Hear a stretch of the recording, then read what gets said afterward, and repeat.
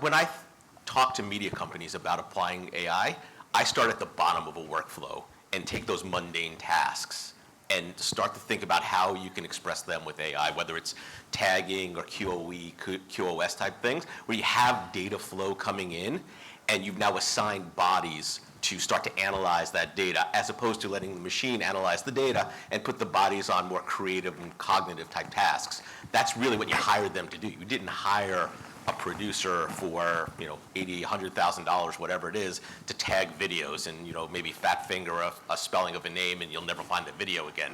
What you hired that producer to do was to create content for you. So I think in terms of the bottom rung, really start low and build on top of that and take those low-lying tasks and start to automate them.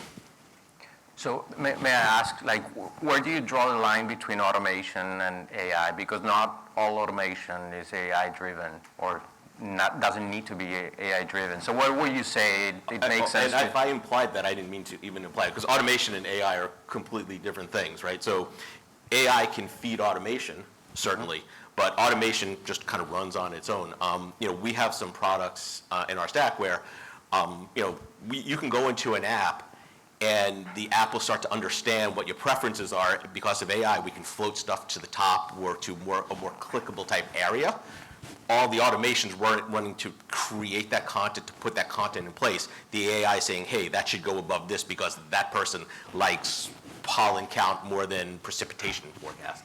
Right? That's where I was going. But if I confuse people, I'm sorry. No. I think it's a very common confusion in the market is that whether automation is all AI-driven or not. And we believe that in some cases, machine learning or learning-based processes make sense, but in others, knowledge-based are the most appropriate. And that's, I think the key about artificial intelligence is knowing where it's value and where it doesn't. And I think that's a misconception. It's a tool like anything else, right? I mean, you're going to go do a home repair job, you need a Phillips head screwdriver, you don't pull out a flathead screwdriver, you get your Phillips head screwdriver. It's a tool to use and you need to know when to use it. Yeah, and it goes to the concept of advanced analytics. It's just one of the tools in that toolbox of doing that advanced analytics, which then drives automation and other things.